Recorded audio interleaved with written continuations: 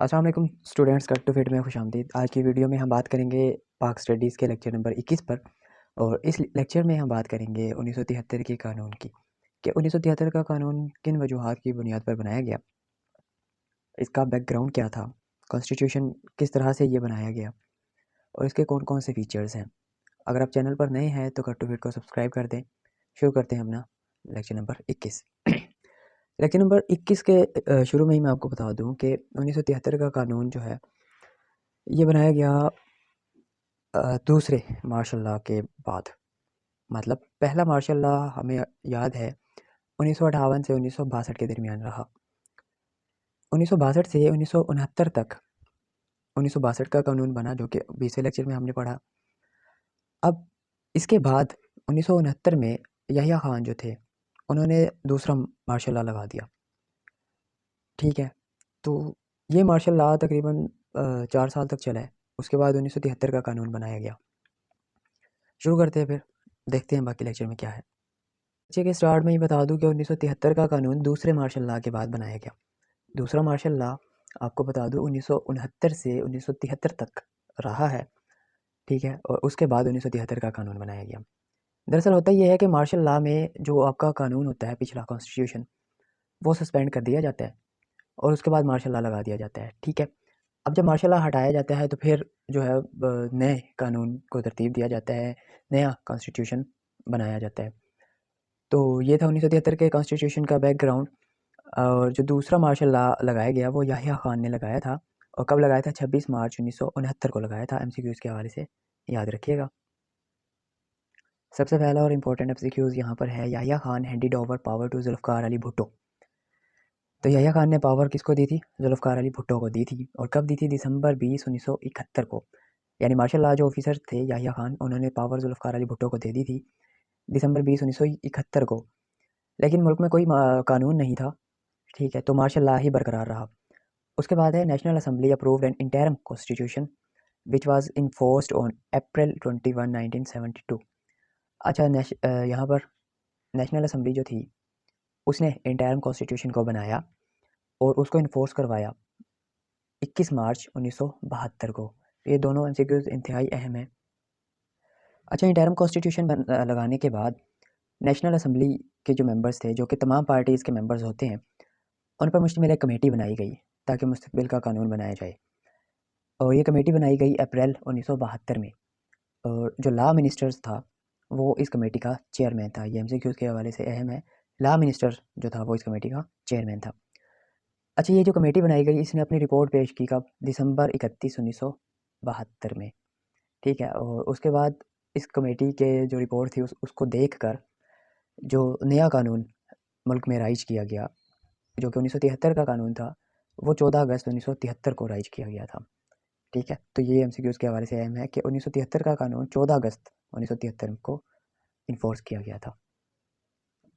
अच्छा, 1973 के कानून की एक अहम बात मैं बता दूं, ये फाइनल कॉन्स्टिट्यूशन है हमारा। आज तक भी जो कानून हमारे मुल्क में है वो 1973 का कानून ही है। ठीक है, अब 1973 का कानून बना दिया गया 1973 में। ठीक है, और 1973 से 1977 तक ये ऑपरेशनल रहा, मतलब ये लागू रहा मुल्क में। 1977 से 1985 जो दौर था इसमें फिर मार्शल लॉ लगा दिया गया। कौन सा मार्शल लॉ लगाया? तीसरा मार्शल लॉ। ठीक है, पहला मार्शल लॉ 58 से 62, उसके बाद 62 से 73, 69 से 73। ठीक है, और जो तीसरा मार्शल लॉ है वो 77 से 1985 तक रहा। तो 1985 से 1999 तक 1973 का कानून दोबारा से राइज कर दिया गया। मतलब 1973 में जो शिकें थी, कानून था, ठीक है, वो दोबारा राइज कर दिया गया। उसके बाद है 1999 से 2002 तक ये कानून दोबारा से सस्पेंड कर दिया गया और मुल्क में चौथा मार्शल लॉ लगा दिया गया। ठीक है, 2002 से 2023 तक, आज तक 1973 का कानून ही नाफिज है मुल्क में। ठीक है, और कुछ चेंजेस के बाद। तो ये आप याद रख लें, ये सारी 1973 से 1977 तक कानून रहा। 77 से 85 तक मार्शल लॉ लगा। ठीक है, 85 से 99 तक दोबारा कानून रहा। 99 से 2002 तक मार्शल लॉ लगा चौथा। और 2002 से 2023 तक 1973 का कानून नाफिज है।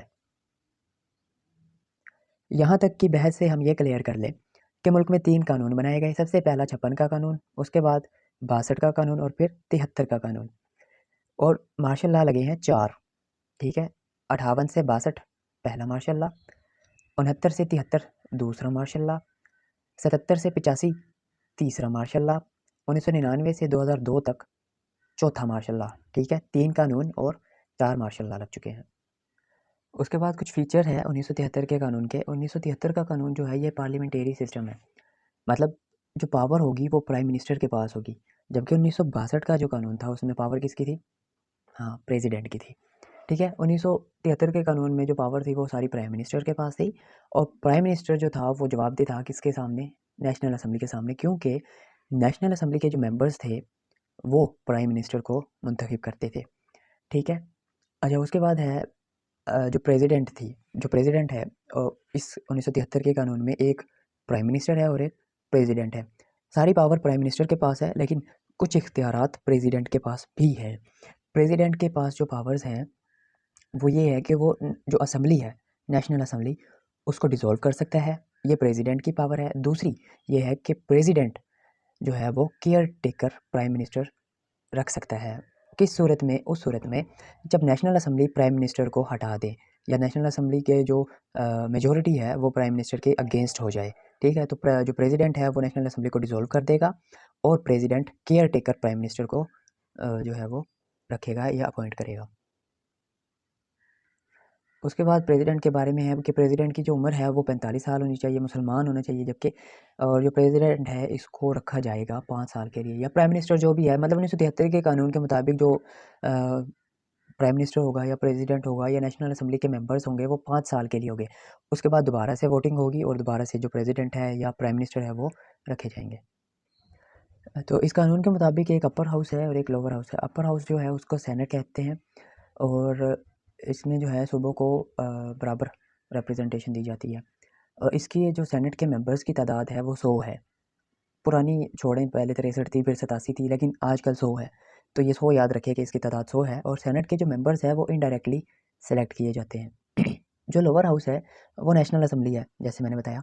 तो नेशनल असेंबली जो है वो पॉपुलेशन बेसिस पर रखी जाती है, और इसके मेंबर्स की तादाद जो है वो 342 है।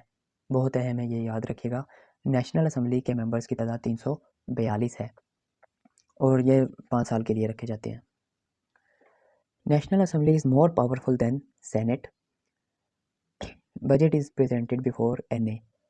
ये अहम है कि नेशनल असेंबली जो है वो सेनेट से ज़्यादा पावरफुल होती है।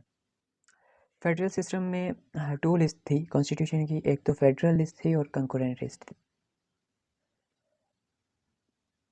प्रोविंशियल स्ट्रक्चर्स में ये है कि governors are appointed on by the president on the advice of prime minister. यानी प्राइम मिनिस्टर जो है वो बताता है कि सूबों में गवर्नर बनाए जाएं, और उसके नाम जाते हैं, और फिर प्राइम मिनिस्टर उसको सिलेक्ट करता है। जबकि सिर्फ जो प्रेसिडेंट है वो सिर्फ अपॉइंट करता है, साइन करता है बस बेचारा, ठीक है। और जो सूबों में जो सरबराह होता है वो चीफ मिनिस्टर होता है, सीएम जिसको कहते हैं, और इसके पास ये एग्जीक्यूटिव अथॉरिटीज़ होती है। अब जो प्रोविंशियल असेंबलीज़ की तादाद है, मतलब एक तो नेशनल असेंबली है जिसकी तादाद, मेंबर्स की तादाद कितनी थी? बोल गए ना, 342 थी, याद रखनी है ये। उसके बाद है प्रोविंशियल असेंबलीज़। प्रोविंशियल असेंबलीज़ में हर सूबे के, चूँकि ये असेंबली है तो हर सूबे में इसकी तादाद मुख्तलिफ है। पंजाब में इसकी जो मेंबर्स की तादाद है वो 371 है, सिंध में 168 है, NWFP में 124 है, ठीक है, और बलूचिस्तान में है 65। तो ये स्टैट्स आपको याद होनी चाहिए। पंजाब में 371 है, प्रोविंशियल असेंबलीज़ की बात कर रहा हूँ मैं, ठीक है।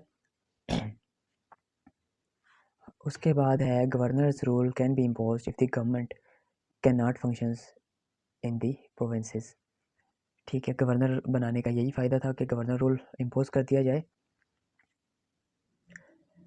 In 1973 Constitution, Islam was declared as state religion of Pakistan. Federal Shariat Code was added in 1981. अहम है ये, 1981 में फेडरल शरीयत कोड जो है ये बनाया गया।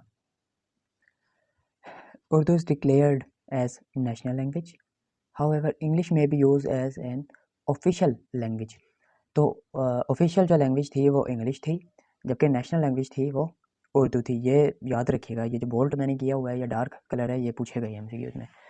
National security council was added in 2002 in advisory capacity. तो नेशनल सिक्योरिटी काउंसिल की डेट पूछी जाएगी कि ये 2002 में ऐड हुई थी। और उसके बाद है supreme court of Pakistan is the highest court. तो ये था आज का लेक्चर। अगर ये पसंद आया तो लाइक करें। मिलते हैं अगले लेक्चर में, तब तक अल्लाह हाफिज़।